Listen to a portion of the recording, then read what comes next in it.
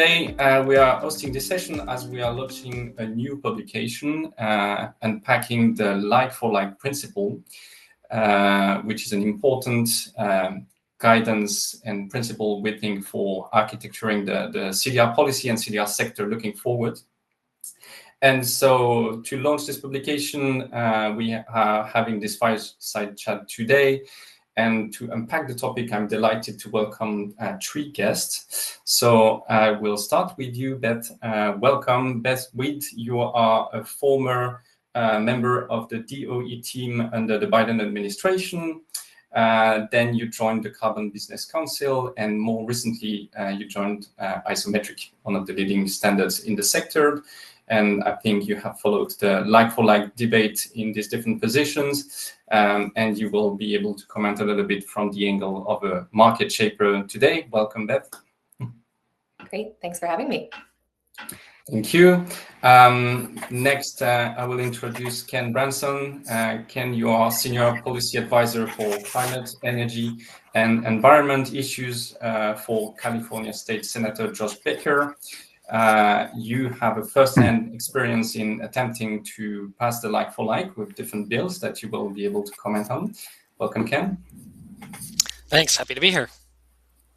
Thank you. And then finally, Pierre Friedlingstein, welcome. You are a professor at the University of Exeter in the UK and lead scientist on the Global Carbon Budget Project.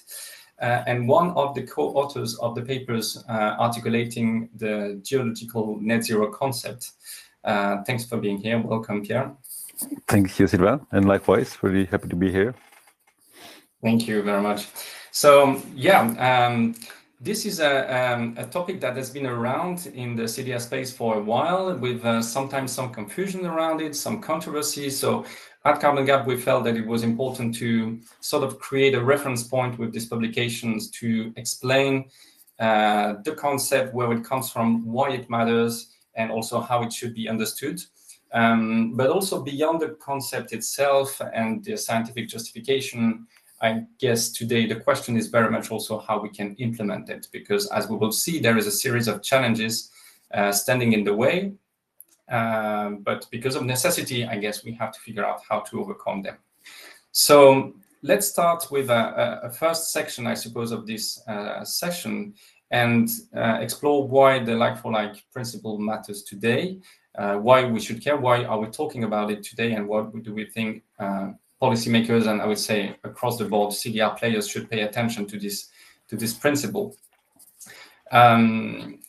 As I sort of floated already, this concept stems from a series of publications and work around the concept of geological net zero.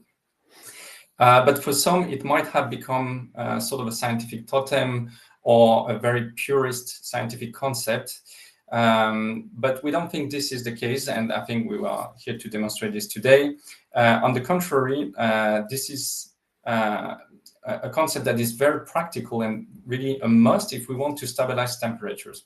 I think the like-for-like principle also brings much needed clarity on how we can and should scale the CDR sector today, which is why we have to consider it now and not later.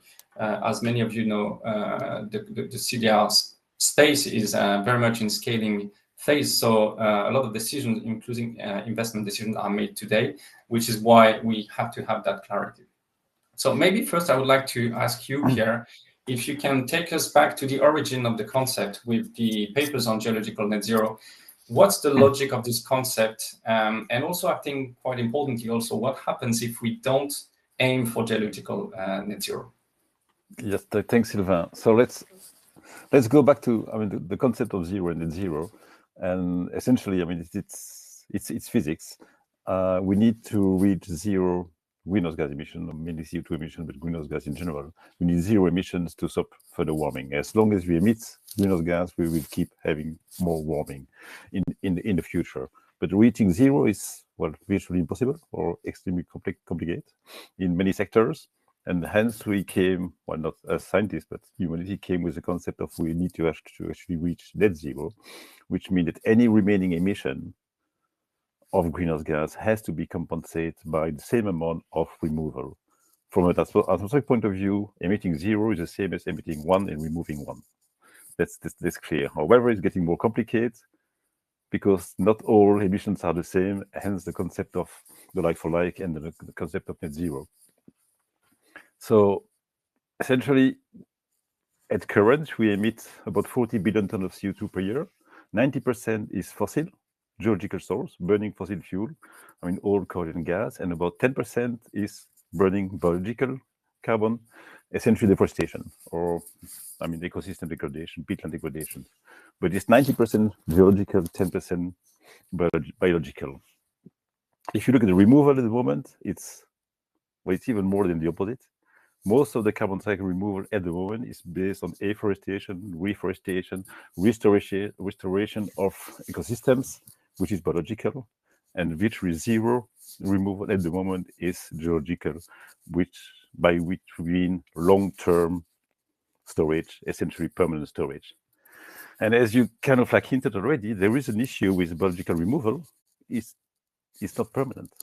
If you store carbon, planting a forest, the forest will store carbon as long as it's growing. Eventually, the forest will reach steady state, equilibrium with no more additional storage. So if you're still emitting CO2 on one hand, if you remove this CO2 with biological storage, at some point, it's not going to work because the storage will saturate. So you have to plant a new forest, or you have to be inventive, but it's not straightforward. So biological storage doesn't equate for fossil emissions, and also biological storage is extremely vulnerable. We've seen it recent years: fires, massive fires in California, massive fires in Canada, massive fires in many places in Southern Europe and in Asia. Drought, insect outbreaks, all of these events are releasing the carbon that have been stored for a long time, negating essentially all the mitigation, the negative emissions that are supposed to be mitigation, the warming. So there is an issue there that has been addressed, and the best way to do it is having a like-for-like approach, and I guess we'll delve into this in more details. Thanks, Pierre. So indeed, that's I guess a question that we often get. Why can't we just use the biosphere and plant more trees? Many trees, something like that. But as you articulated, I think there is this question that on the longer term, these carbon pools are in flux and at equilibrium with the other superficial pools, so mostly the ocean and the atmosphere. And so there is a very high risk that all the carbon, I sometimes say, we park in the biosphere, might come back, and that would be a pretty poison gift for the next generations.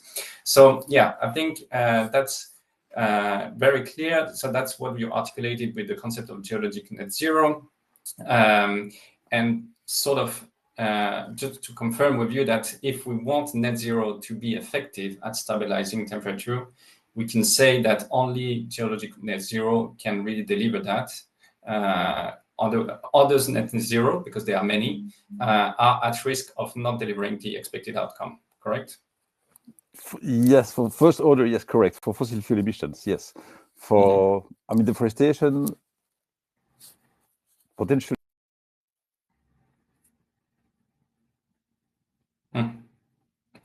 We might have lost Pierre for a moment. Let's wait for him to come back. No issues. Okay, then I wanted to pivot to you, Beth, and to ask today, in the absence of a wide recognition of the like-for-like principle, why do people even purchase permanent CDR? Because some do, fortunately, but I would like you to explore a little bit these motivations. I think in terms of permanent CDR, there's a couple of overlapping reasons, a lot to do with what Pierre had outlined. One is risk management. Long-lasting removals are greater assurance against those reversals, wildfire risks, and deforestation. And that's risk mitigation that matters if you're a buyer aiming for credible claims. I think also there's an aspect of market signaling. Purchasing removals signals a commitment to quality and responsibility in climate action. You're aligning with your net zero goals, and you're establishing your organization as this early adopter.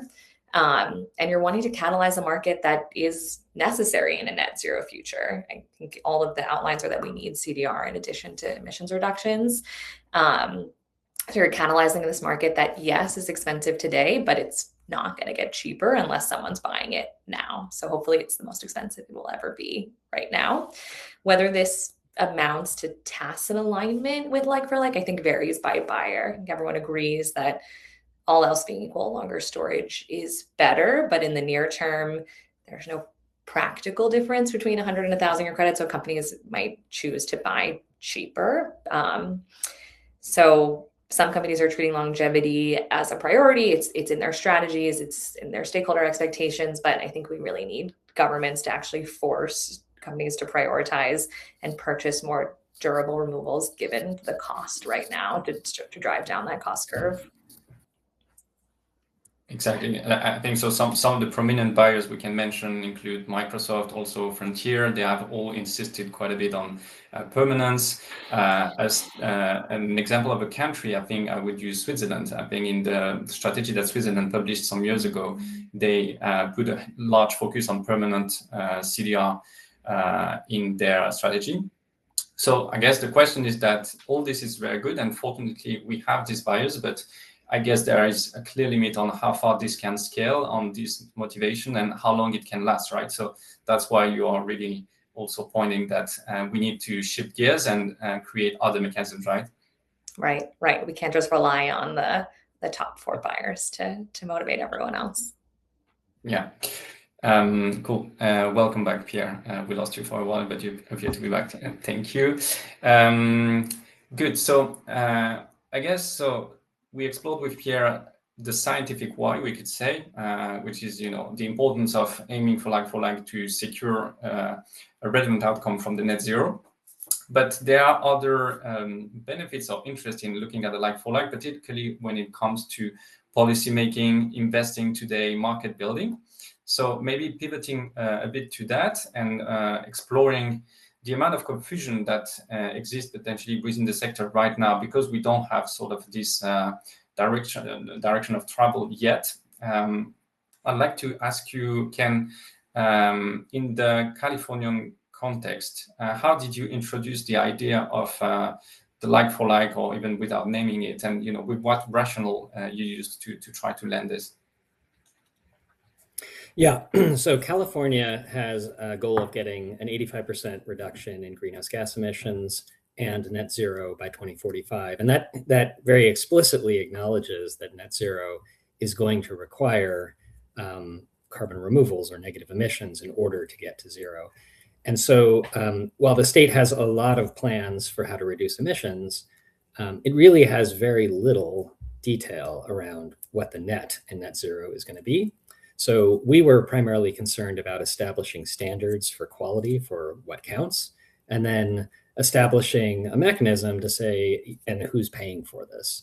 And in particular, on the quality side, if we're going to require polluters to pay for something that looks like an offset for their emissions, how can we make sure that they're paying for something that really is additional and long-lasting, truly equivalent to the offset? Because if we don't do that, then we're basically pushing the problem down the road, and in a few years that carbon will be back in the atmosphere and we'll no longer have a responsible party on the hook to pay for removing it the second time. And so in order to make sure that we're really getting truly equivalent negative emissions, we want to just make sure that those quality standards have been established.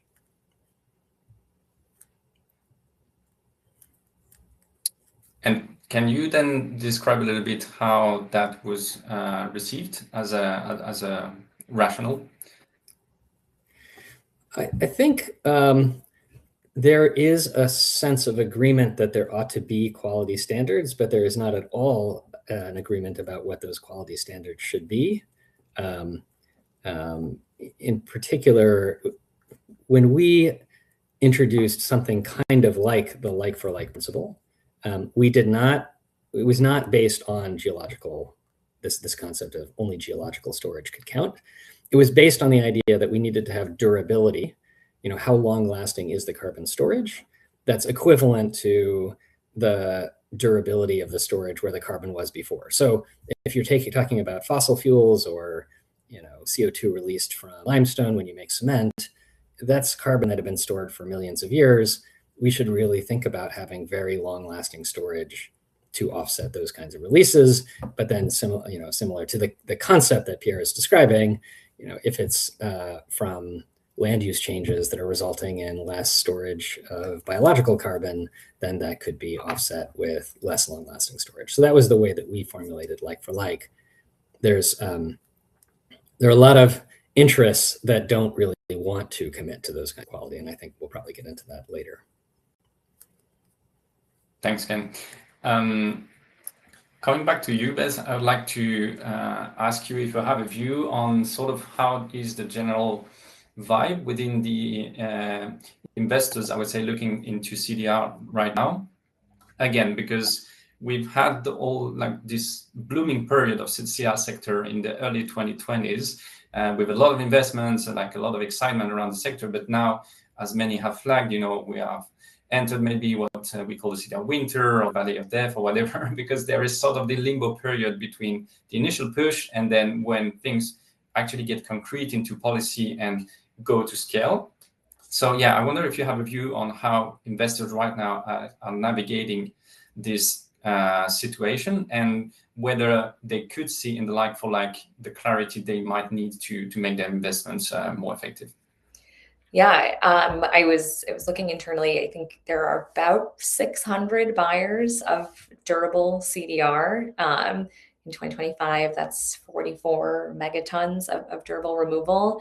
And I think we touched on it, 92% of those total offtakes were from 3 buyers, and Microsoft was 85% of those. So it's really a small market of buyers making up the bulk of the tonnage. But I think you're seeing a pretty broad portfolio of projects being invested in, which is great across multiple durable pathways, across DAC, BECCS, enhanced weathering, and OAE. I think there's a risk that governments reach instinctively for DAC and BECCS in their definition of permanent CDR, but we've been working pretty closely with the EU under CRCF to highlight other permanent methods, enhanced rock weathering, ocean alkalinity, to ensure that those are covered under the umbrella of permanent CDR. So that way we can encourage buyers to expand their vision or build this more varied portfolio across different pathways suited different geographies or their value chains. So I think we're trying to prevent that risk of technological lock-in or institutional lock-in as we think about how to encourage buyers to take a more varied outlook. Yeah, very much. And I think also the part of the challenge that we are all trying to address is how to unlock the next wave of buyers and next wave of investors, though that are most probably less familiar with the sector, and that will require, of course, much higher level of clarity and visibility to move into the space. So yeah, I guess that's also where if we would have like a widespread agreement on the general structure on how we want to reach net zero with something like for like, that could potentially create that visibility. Thanks. So I think we've already covered quite a bit on the why, both from a scientific point of view and how to make net zero effective, but also from a more like a market building perspective. I'd like to pivot now to the what it is, because in the early phase of preparing this paper, I think we had interaction with different stakeholders, particularly in Europe, and we realized that the concept was actually understood in different ways by different people, and there was some level of confusion on what's the definition and what it really means. So I'd like to spend some time on this, hopefully to clarify this. Again, that's what also we attempted to do in the publication. So in the paper, what we gathered is that a definition of the like-for-like would be that like-for-like neutralization requires balancing anthropogenic greenhouse gas sources with removals by sinks of similar or greater permanence than the carbon pools the emissions originate from and or the greenhouse gas atmospheric lifetime. So you can see that in that definition, you can identify 2 components, one more about the origin of the emissions we are trying to neutralize, and another one more related to the lifetime or behavior of the greenhouse gas once emitted. And I think that's very much where the confusion stemmed from.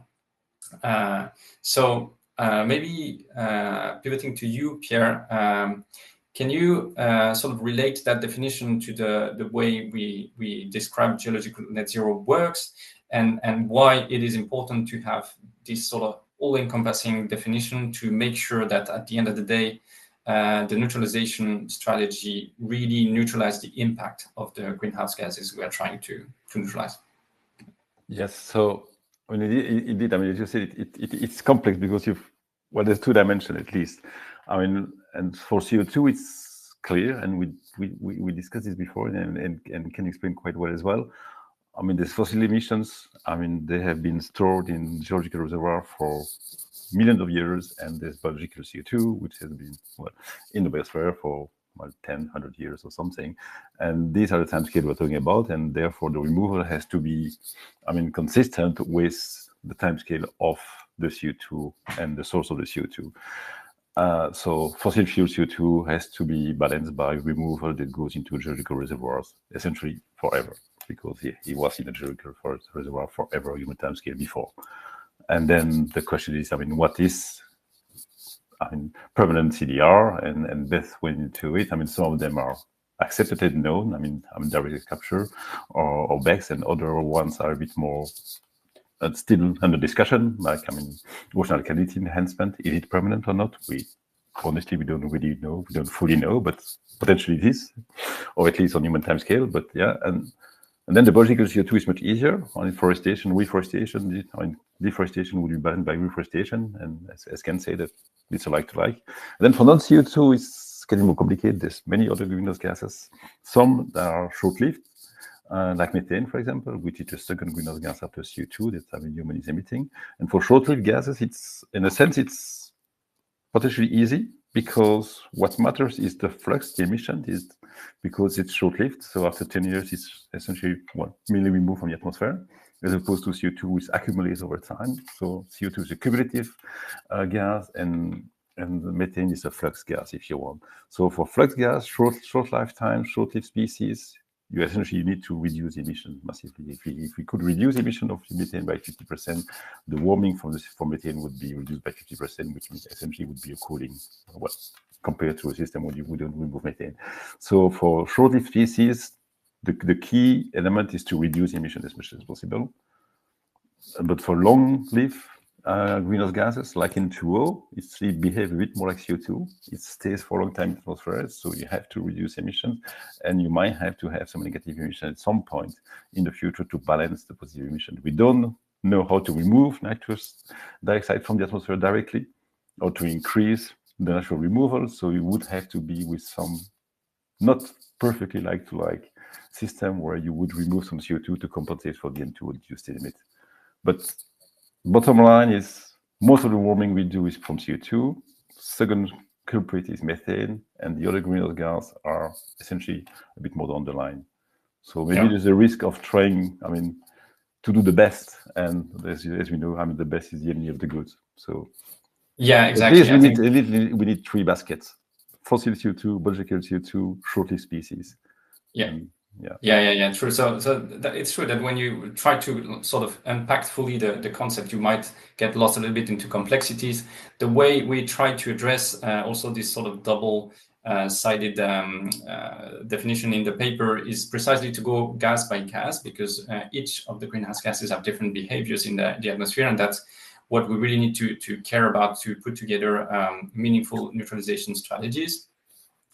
Now, as you mentioned also, Pierre, rightfully, and that's one thing we mentioned in the paper, one of the sort of enabling conditions is to agree on permanence, because, different, and that's sort of an endless debate in the CDR space. I think since I joined it early 2020s, we've always been discussing and arguing about permanence. So at some point, decisions are made, like, for example, in the EU with the CRCF, they put like a threshold at 200 years.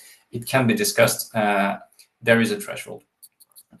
So maybe pivoting to you, Ken, could you describe how it was understood? I understand you had a more sort of open definition to leave sufficient leeway for actors, but could you describe how you and your team understood the definition, and also how it was maybe understood from your peers?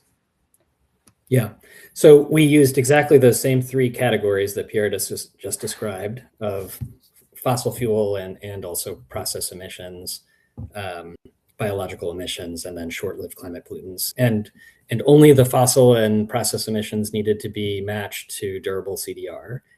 I think the tricky thing is, how do you define durable CDR? As you said, so then you need to have a threshold, and that threshold is enormously controversial. You can imagine that everybody has their favorite pathway.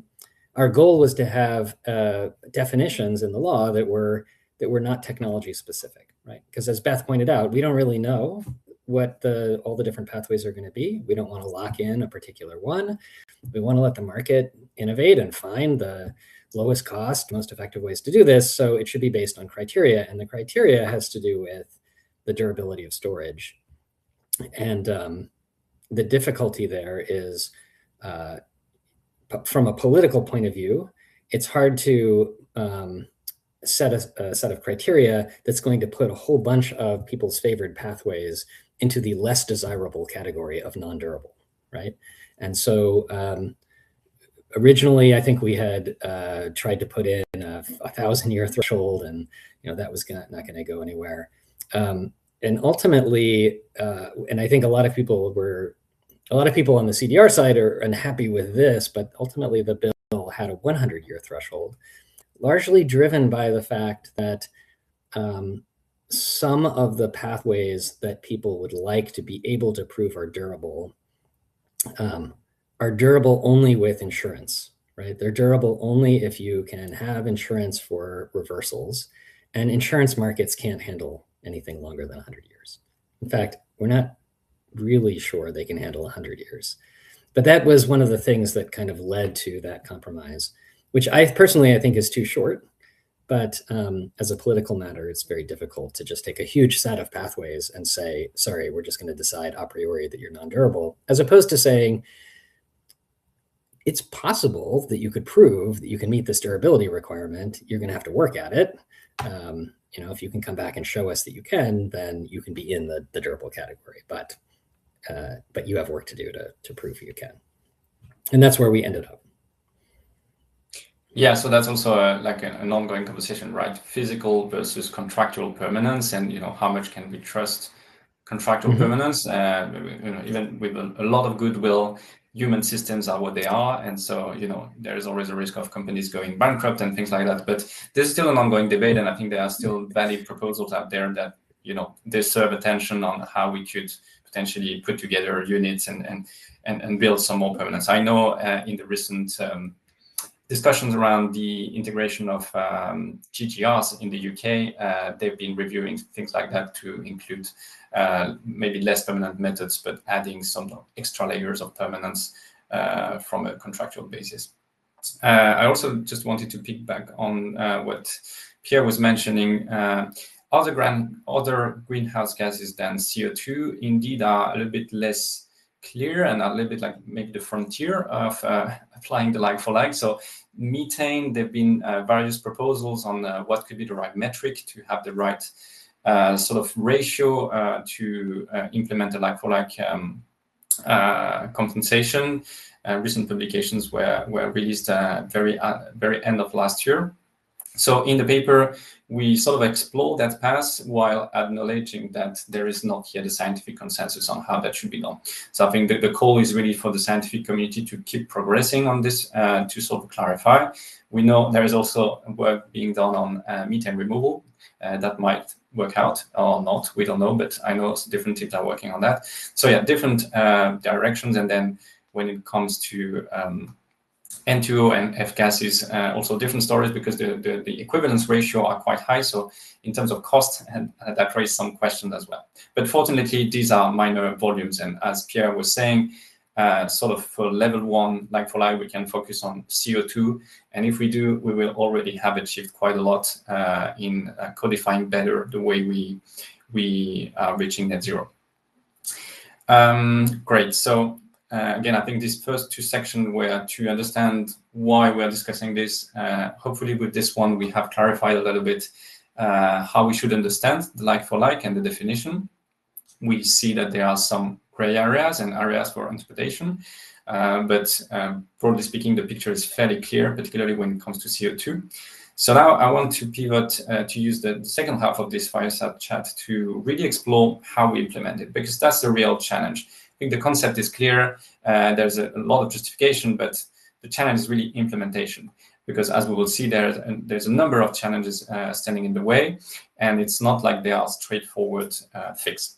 So maybe to start, I think the first problem with the like-for-like is that it's not yet an objective, starting from there. So in a lot of countries, and I would say policy, it is not yet acknowledged as a formal objective. It is not yet also completely reflected in climate targets. These are debates that have happened, for example, last year around the revision of the European climate law and the concept of separate targets. Carbon Gap was pushing for separate targets between reduction and removals, but also what we call nested targets, to start breaking down between biogenic and permanent, precisely to start having more visibility. Another challenge is that even if some actors, companies, but also countries make efforts to try to go in that direction, fostering permanent CDR, trying to match better the things, these efforts are not necessarily visible or rewarded. So that can become quite frustrating, particularly because it's also quite expensive.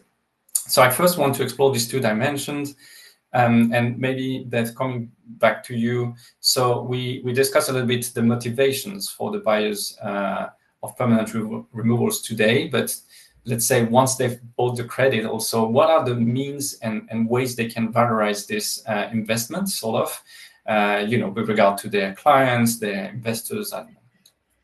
Yeah, I think the buyers we're seeing right now are incorporating removals as a fundamental part of their climate strategy. It's in their sustainability reports. It's important to their shareholders, and buying durable CDR is reducing your reputational risk or your reversal risk. You don't want to be accused of greenwashing. As long as those credits are additional, high quality and high integrity, I think you're really securing your reputation and reducing that reversal risk.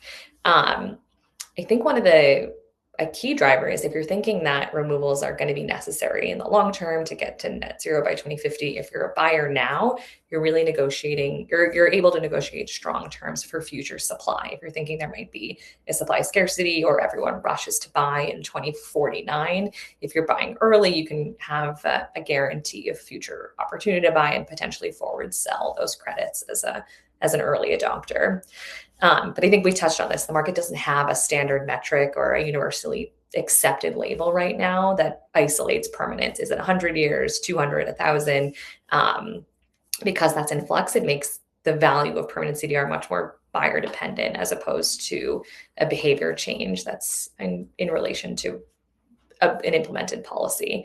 So right now we see the value of durable CDR varying by buyer, but hopefully with some concrete policies that will change. Thanks. And now I wanted to ask you, Ken, if we go back to the California sort of case study, to what extent would you say the existing climate objective were enabling the like-for-like, or sort of also hindering it? Was it like a hurdle, or? I think today it's probably more hindering it than helping it. I mean, the good news is we have climate targets in place and we have an active cap and invest system that puts a price on emissions. But the problem is that system has long allowed a small percentage of emissions to be offset with rules that are closer to what's allowed in the voluntary carbon offset market than to high quality CDR. And there's been a lot of criticism of whether those offsets are really additional or permanent. But the result is that the low quality of what's allowed in the market undermines demand for high quality CDR, right? Who's going to pay 10 times as much when a lower quality or shorter duration offset is acceptable for compliance? And now there is another program in California called the Low Carbon Fuel Standard, and that does allow direct air capture to be used instead of meeting the carbon intensity targets for fuels. But that's essentially using DAC as a price ceiling, right? So if the market ever got expensive enough that DAC would be cheaper, then you could use DAC. But it's never gotten that expensive. And therefore, as far as I know, no one has ever purchased DAC as a compliance instrument in that market. So even though in theory, California might be supporting some direct air capture, it's not in fact doing so. So at the moment, there's really not good policy in place in California that would support purchasing CDR that would meet like-for-like standards. And actually, the first bill we tried to do back in 2023 was to create, we understood the burgeoning CDR in climate. There was lots of innovation going on. There were early buyers, and the obvious next step is we need a compliance market. We tried to create the compliance market here in California. We said, okay, we need to define the quality standards, and then we need to create an obligation for people who have to buy allowances in the cap and trade system to also start offsetting their emissions with high quality CDR, beginning with a small percentage of their emissions. Sort of similar to the way renewable portfolio standards required utilities to buy solar and wind in the early days when it was expensive to meet a very small percentage of their energy needs. We said, okay, well, we need to have early buyers of CDR in order to help the market scale up and get the cost down. And we tried to create a mechanism both to establish the quality standards, but then also to create the early buyers to help this scale up. And you can imagine that establishing the quality standards is controversial enough, as we've been discussing. But as soon as you try to introduce a mechanism that's going to say who has to pay for it, that is 10 times as controversial. So that bill, unfortunately, was not successful, but it did really start the conversation here in California about what do we mean by high quality negative emissions. Yeah, I think this is really a useful example because it shows all the way you have managed to go, and still, it's not enough to really make things happen, particularly with the low carbon fuel standard, for example, and the example of DAC. I know in Europe there has been discussion around contract for difference to bridge that gap in some cases. So I wonder if that's also something that was discussed in California. Of course, it asked the question also, what's the longer term trajectory of the market we are playing with? Because contract for difference, particularly if they are supported by the public funds, cannot be sustainable. But as a bridge measure, I don't know if that's something you Yeah, that's what I was going to bring up. That I think that we were very concerned that would be extremely expensive. And if you're looking at the priorities of public dollars, it'd be very hard to convince people that the thing that you should spend $1 on today is subsidizing CDR rather than subsidizing the adoption of electric vehicles or heat pumps or various other emissions reduction methods. So there was quite a bit of discussion about that, and we just felt that there wouldn't be political support for prioritizing public money towards that, which is why we said, all right, well, so there needs to be a pool of money.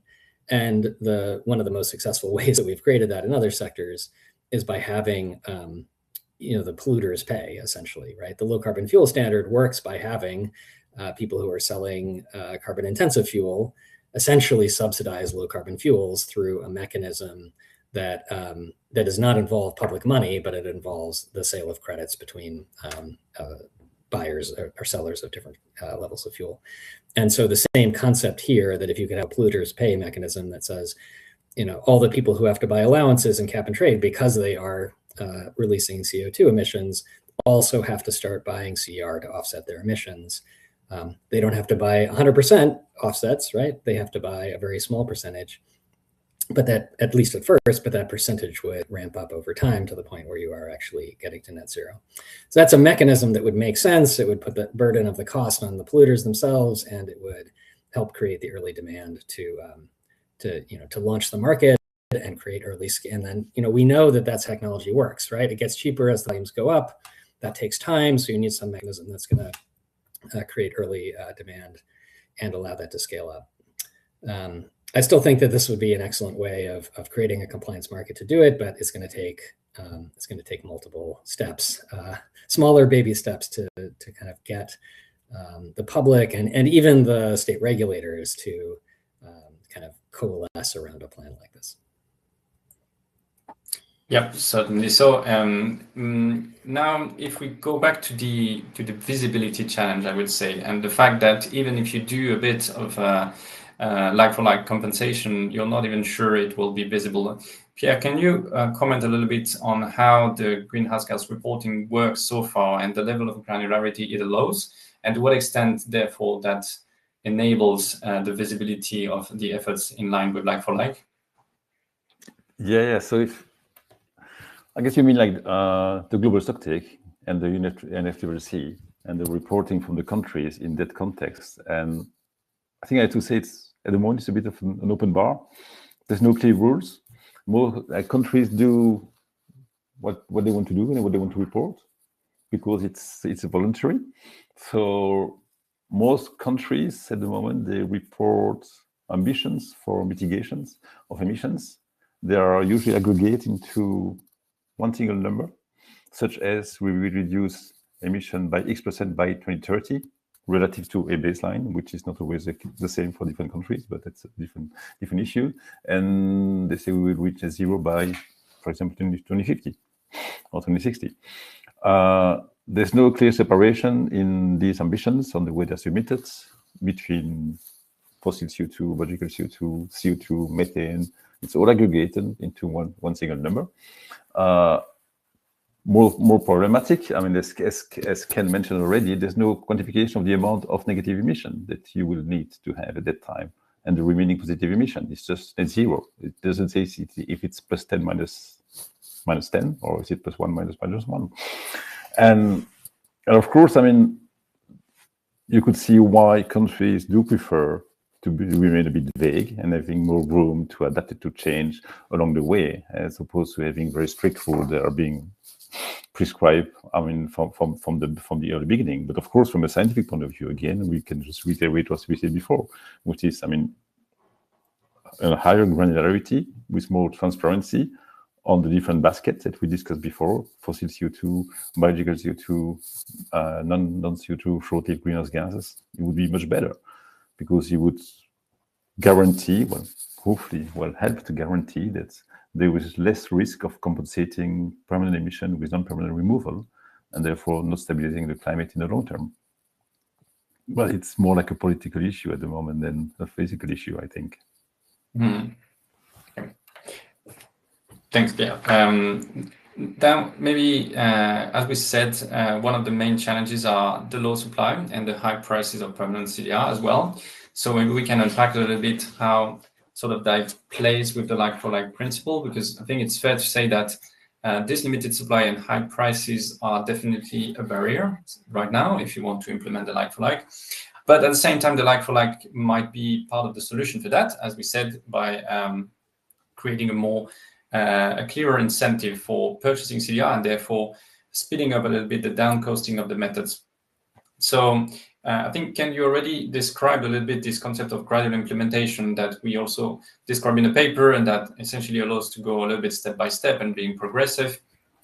Can you sort of explain, I mean, because we understand that so there was pushback on the overall system because it would cost more, but if we just zoom on this sort of gradual implementation, was it well received, and do you think you would try it again? Maybe I would ask this way or slightly different.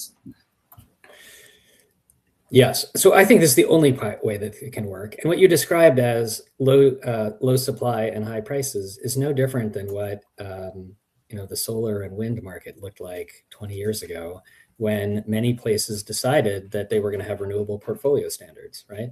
And they said, all right, we're going to get, in 5 years, we're going to get 2% of our electricity from these sources.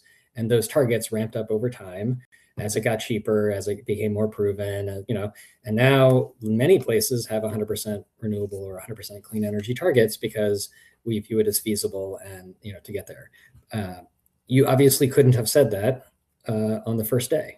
So you have to have this kind of ramp up, but it's important to have it ramp up and not just say, oh, we're going to have 100% in 2045, because it's not like the technology is going to show up in 2044 at high volume all of a sudden to meet your final target. So there is no other answer. Now, politically, the second year, we made the choice that we felt that the regulator here in California, CARB, could come up with the mechanism for creating that ramp up and who would pay.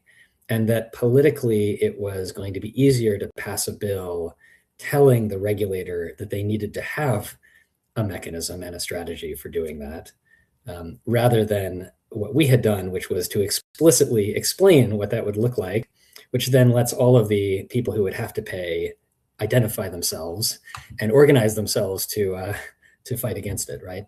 So I think the political strategy in the future would be to support our regulator to make sure they have the authority and that they kind of get on with the process of coming up with a realistic plan of driving that kind of scale up over time. And they've kind of hinted that they're going to do it.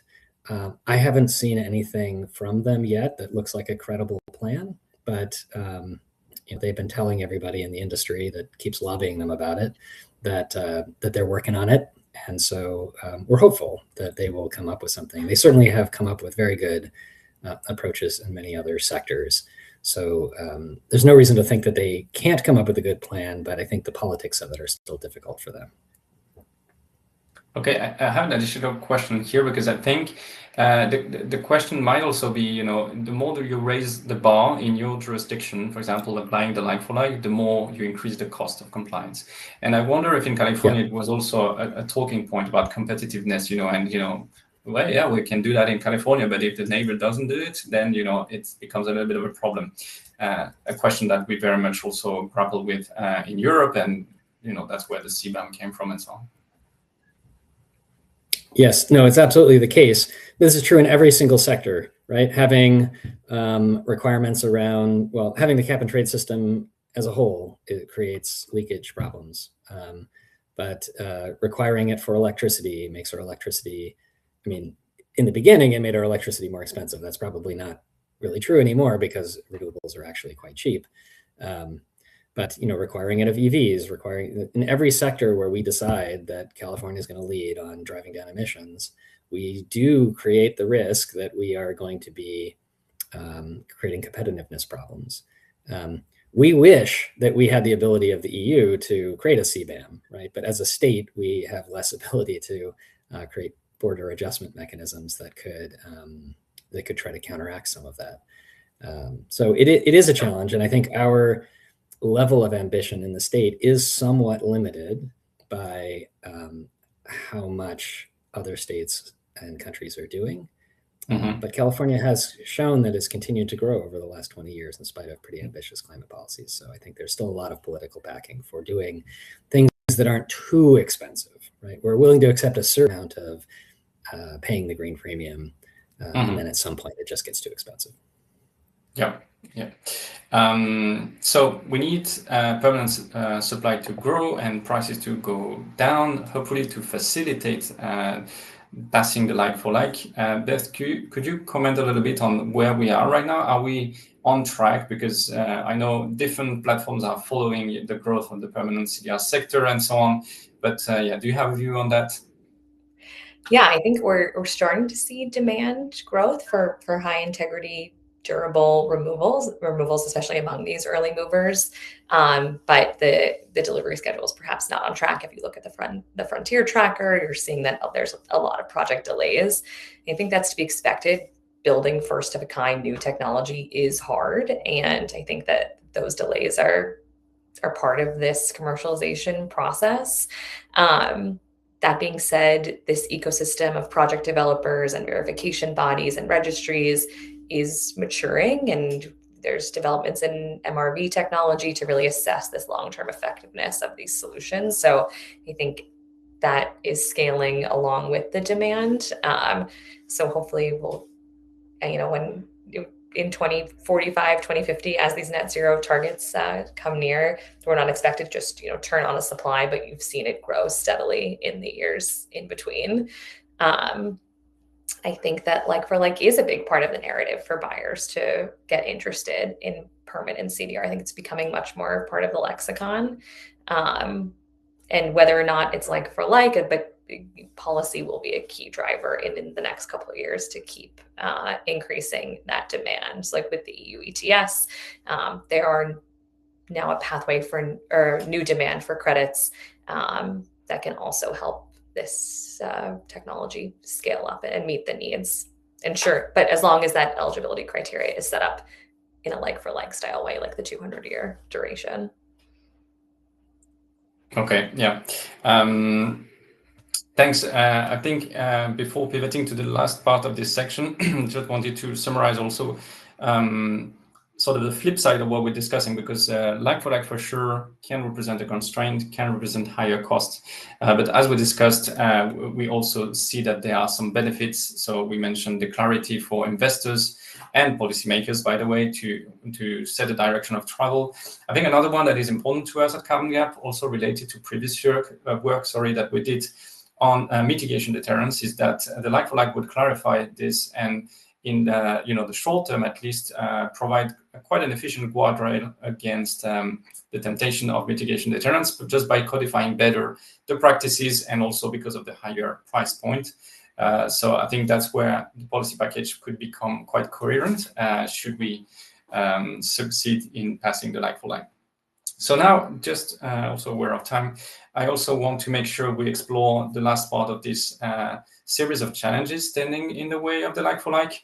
And I think the last one is really about acceptance, and how do you make the whole concept and the proposition politically feasible, and also for the different stakeholders. Because for sure, enshrining the like-for-like would change quite a bit the market structure as it exists today. So it will be a challenge for temporary removals provider, because the market will need to be reshaped and swapped to other demand pools. That some of them maybe don't exist yet. So there is a bit of an issue there that needs attention. And then also from regulated entities that might create pushback because of the higher cost. So yeah, Ken, I think you can comment on that because again of the trajectory that you had in trying to pass this SB 285. Yeah. Can you describe a little bit this array of arguments, pushback, and rationale for resisting it? Yeah, I think we have to be clear-eyed about how difficult the political challenges are for this. We found that there are too many stakeholders who prefer a weak definition of what should be allowed for negative emissions, and that is going to make it very, very difficult to pass anything in the short run. So obviously, most of the polluters just want whatever is cheap and minimally good enough to be accepted by the regulator.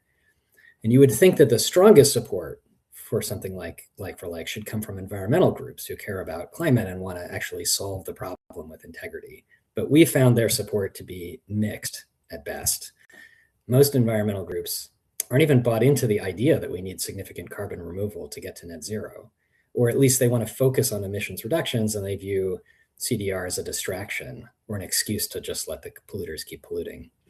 And other groups, maybe they acknowledge the need for offsetting removals of carbon from the atmosphere, but they have some combination of wishful thinking that reforestation or soil carbon can be enough, and they have a dislike for any kind of engineered solution just because they're pro-nature. And they tend to focus on the potential dangers of CO2 pipelines and the uncertainties of underground sequestration. Are we going to cause earthquakes? Are we going to taint the groundwater? They want to believe that we could regrow enough forest and keep it from being harvested or burned down for hundreds of years to counteract all the CO2 that we've dumped into the atmosphere, right? And I view that as kind of utopian and not realistic, but the reality is that is out there, and that is the prevalent view among many of the environmental groups that we normally think of as allies for most of our climate policy efforts. Now, there are people at some of the big environmental groups that fully understand the situation, but it's unpopular both within the organization and with many of their donors. And so even when they do really grasp what needs to happen here, they're reluctant to speak out because it's difficult for them. And I would say even our state regulator, CARB, who's an excellent environmental regulator, they seem reluctant to establish quality standards on CR. And I think this is both that they recognize the political concern. There isn't really support even on the environmental side for doing this, but they're also very concerned about the cost as they in the politics around that cost. And we're a little worried that they'll prefer a politically expedient path of letting the state claim to be net zero by 2045, using a lot of questionable carbon offsets rather than really holding our feet to the fire to meet the targets with integrity. I think there's it would be easy to pretend that we're doing this in a real way. And so to make progress on this, we really need to build more of a political consensus that first, CDR is a necessary part of any net zero plan. And I think we've made real progress on that in the state.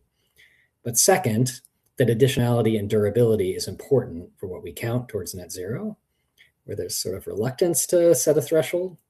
And three, that scaling up CDR has to get started now in order to make progress in parallel with emissions reductions. And that, I think, we're still very far from prioritizing that kind of need to get started. So, you know, we've made some progress in California, but there's still, I think, a long way to go to build that political consensus necessary to really codify these things into compliance markets. Yeah. So I guess what you're describing is that we probably need the scientific community to be more vocal about these specificities and the issue associated with the like-for-like to sort of build the basis. I guess you're probably also thinking of I think there's an opportunity. I was going to say, I think there's an opportunity here. If we're trying to move the kind of rank and file environmentalists to demand that we do this the right way and that we don't cheat, you know, they're going to tend to be favoring nature-based solutions. They'd like to believe that that's going to work. I think one of the things that's most successful in building a little bit of political consensus is this idea of polluter pays and not letting the polluters off the hook lightly, right? And so if the polluters are the ones who are going to have to buy negative emissions to counteract their emissions, let's make them buy the real stuff, you know, even if that is more expensive, because otherwise we're essentially letting the polluters cheat. And I think there's more political support for that concept, but that might also have to allow some nature-based solutions compliant with contracts and insurance and whatever that, you know, that also is not letting the polluters off the hook, but is also not ruling out some of the things that environmental groups would like to see. And I don't know how to strike the right balance there, but I think that's the path to getting something. Yeah. No, but that makes a lot of sense. But it also means that there is still something to crack with a number of environmental groups for them, again, to onboard and start supporting as well this consensus rather than opposing it. So that was very informative. Maybe going back to you, Beth, I would like maybe to explore, because so at Isometric, you guys certify both things, right? Temporary and permanent CDR. So if we go for like, how would you envisage the evolution of the market? And I think we also have to zoom quite a bit on temporary removals, because it's true that the like-for-like creates a real challenge for that part of the board. So yeah, do you have a view? Have you guys already sort of discussed or anticipated that? Yeah, I think most buyers are really varied in their portfolio approach. I think there's this temporal element where you're investing in technologies that are available and can scale now, and then looking long-term at those that are going to take longer to move up their TRL scale. I think if like-for-like is enshrined, we definitely, as we touched on, get much more clarity. It will help buyers understand what is durable CDR, what that finally has a label to it that's been a little nebulous thus far. So reducing that confusion, increasing buyer confidence. I think it would get institutional buyers off the fence, those that are kind of wavering to make a decision. If there's a clear framework and definition, it'll help kind of move that next wave that we're continuing to search for. And then it aligns policy with the science. I think that's a key thing that might get some of the environmentalists or other stakeholders kind of in line and in broadening, emphasizing longevity of the impact and aligning with climate goals. I do worry about the innovation trade-offs. A lot of these technologies are at early scale. So if these definitions are defined too rigidly early on, we might crowd out promising technologies that don't have the MRV or they don't have the innovation just yet to prove that they might qualify for this. So I think that's top of mind as we're exploring methodologies, is ensuring that nothing's too rigid that we would preclude any of these technologies that we see as potentially promising. I think there is also a risk of administrative complexity in designing something that is going to be really hard to implement. So looking at CRCF with the 200 years, I think that's quite a clear guideline versus like CBAM, which is quite administratively complex and has a lot of burdens and compliance risks. So I think that's something we're mindful of. So I think would be quite a useful policy tool to bring clarity and help get buyers off the fence, but definitely something that needs to be developed with all the right stakeholders in play, like we're doing here, to make sure that we're not going to further fragment the market or increase people's reservation about going all in on CDR. Yeah, definitely. And I'll take the opportunity to tease a bit of work that we have started at Carbon Gap, because we really acknowledge the fact that the like-for-like create a bit of a situation for temporary removals, just because the pools of demand for these biogenic emissions neutralization sort of are not completely articulated or not completely existent. So I think there's a bit of work here also for the whole sector. And I think that was actually one of the recommendations from the European Advisory Board on Climate Change, to really have another look at how we price biogenic emissions, what sort of incentives we create for people to actually neutralize them with temporary removals. So teasing that at Carbon Gap, we're looking at that. We know that a lot of other organizations out there have quite a long experience also with the policies related to that. So also a call to reach out if you're interested, because we'll be working on that on the coming months. I'm aware we're almost at time. Maybe as a conclusion, I think this was super informative. Also, particularly to have examples like California, where there's been an actual attempt to pass it, and all the lesson learned are really valuable, because we already see the next opportunities to push the like-for-like or progress it. And by the way, I don't think it has to be like all or nothing. It can definitely make progress, by different pieces, maybe specific sectors to start with. So I think some we can mention include the EU ETS. That's a conversation that will happen this year, and the question of which credits and which conditions. I think also, even if sort of the battle around separate targets was lost for the European climate law and 2040 targets, we are aware that there are still sort of willingness to consider these things in the implementation package, as we call it in Europe. Other opportunities might come from the UK. For those of you who have read the recent GGR reviews, geological net zero is also mentioned explicitly in that document. So I think these are interesting signs. So yeah, I think we are at time. I really want to thank you all for the time and for sharing your experiences and expertise on this topic. We hope that creates a valuable content for all the community interested in pushing for like progressively but effectively. So yeah, with that, I think it's time to wrap up. Beth, Ken, Pierre, really thank you very much for your time, and have a good rest of your day.